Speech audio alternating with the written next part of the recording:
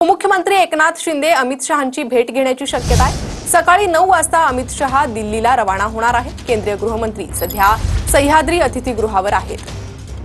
अधिक अपडेट घेणार आहोत आमचे प्रतिनिधी गिरीश गायकवाड यांच्याकडून।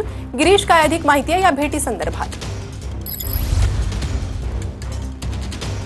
आपण पाहिलं की काल संध्याकाळी ही बैठक होणार होती आणि नंतर मग बातमी आली की रात्री उशिरा तिन्ही प्रमुख नेत्यांमध्ये बैठक होणार आहे, पण ही बैठक होऊ शकली नाही। त्यामुळे आपण आज नेमकी ही बैठक होणार आहे की नाही हे पाहणं महत्त्वाचं ठरणार आहे। उपमुख्यमंत्री एकनाथ शिंदे हे सह्याद्री अतिथीगृहावर अमित शहा यांची बैठक होणार असल्याची माहिती मिळते। आणि सगळ्यात महत्त्वाचं म्हणजे स्थानिक स्वराज्य संस्थेच्या निवडणुका असू द्या किंवा विकास कामांसाठी लागणारा जो निधी आहे तो सध्या अजितदादा यांच्या खात्याकडून इतर खात्यांमध्ये वळता होत नाहीये असं वारंवार बोललं जातं। यावर नेमका काय तोडगा निघालेला आहे किंवा यावर नेमकं काय भाष्य केलं जाणार आहे हे पाहणं सुद्धा तितकंच महत्त्वाचं ठरणार आहे। पण त्यासोबतच जी नाराजी आहे ती नेमकी दूर झालेली आहे की नाही हे देखील पाहणं तितकंच महत्त्वाचं ठरणार आहे। यासोबतच महामंडळांचं वाटप असू द्या किंवा स्थानिक स्वराज्य संस्थेच्या निवडणुका असू द्या, मुंबई महानगरपालिकेच्या निवडणुका असू द्या, या पार्श्वभूमीवर नेमकं अमित शहा काय मार्गदर्शन या सगळ्या प्रमुख नेत्यांना करणार आहेत हे पाहणं सुद्धा तितकंच महत्त्वाचं ठरणार आहे। अजित पवार यांनी सांगितलंय की एकनाथ शिंदे नाराज असतील असं वाटत नाही। त्यामुळे नेमकं महाराष्ट्रामध्ये काय सुरू आहे हा आताच्या घडीचा सगळ्यात मोठा प्रश्न आहे आणि त्यामुळे अमित शहा यांच्यासोबतची एकनाथ शिंदे यांची भेट